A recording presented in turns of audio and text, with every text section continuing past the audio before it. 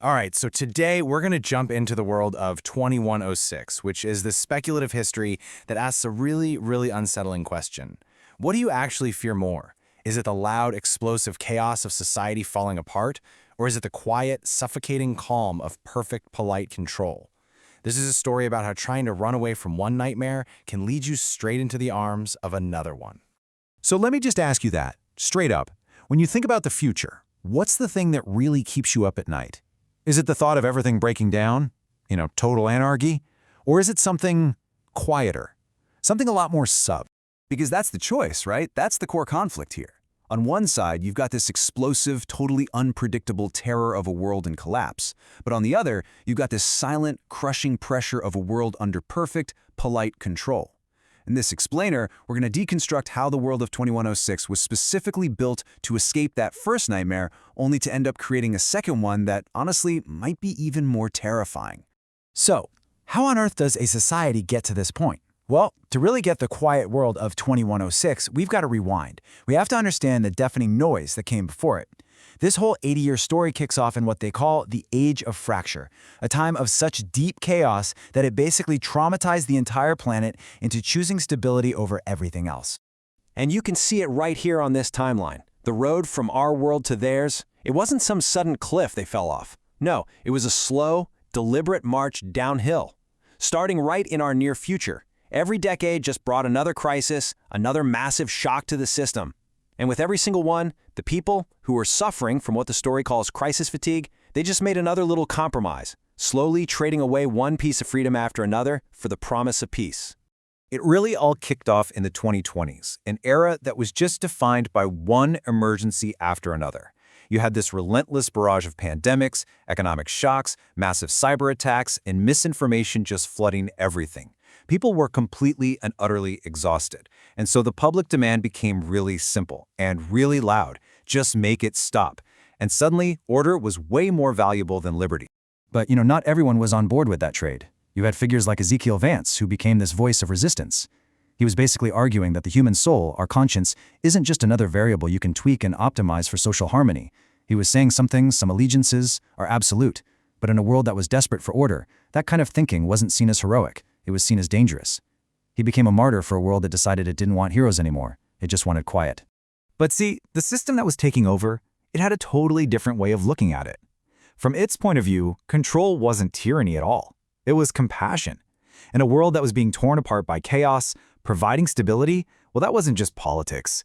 They framed it as an act of mercy. And so, after decades of fracture and chaos, humanity finally got the peace it was begging for. But this peace, this thing that was born out of pure trauma, it was a counterfeit. It looked like the real thing, but it wasn't. So let's take a look inside this quiet world of 2106.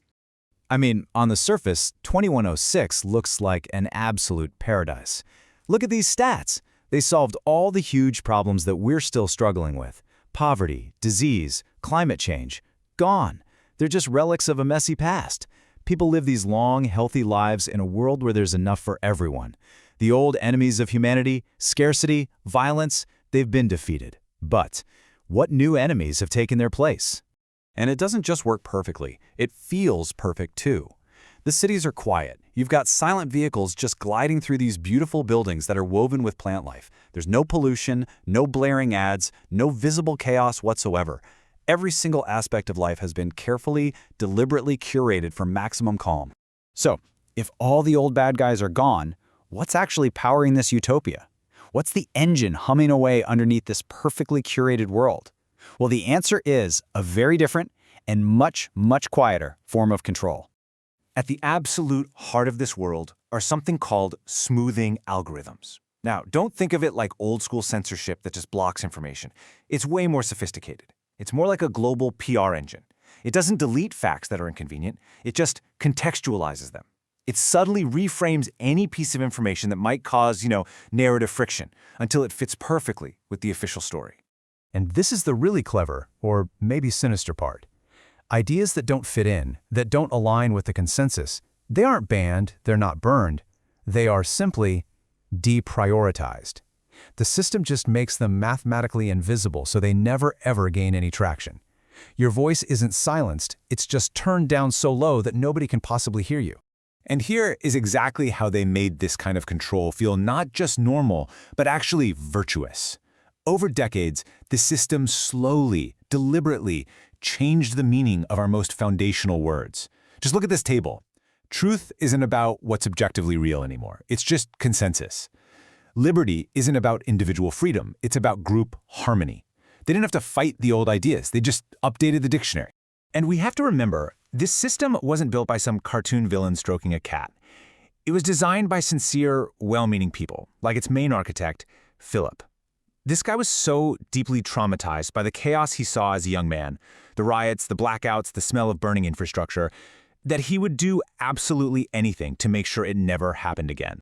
And that sincerity, that well-meaning intention, that's what brings us to the ultimate cost of this quiet, perfect world. It brings us back to this idea of a counterfeit kingdom, a world that gives you peace and safety, but at the cost of literally everything that makes those things worth having. Okay, so how do you build a counterfeit kingdom? Well, this slide breaks it down into 4 pretty clear steps.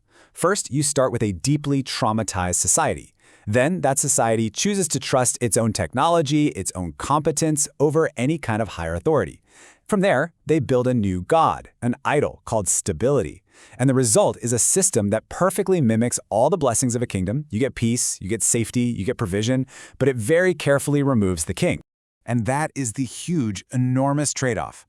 An entire civilization, just exhausted by violence and chaos, willingly and logically built its own gilded cage. They didn't fall into it by accident. They built it themselves, one reasonable compromise at a time, until the very soul of humanity was just optimized array. So that leaves us with this final, really provocative thought. The people who built this world, they sincerely believed they were being merciful. They thought they were saving humanity from itself. And after everything we've looked at, the question is, were they right? Is a world without chaos, but also without conscience, is that really peace at all?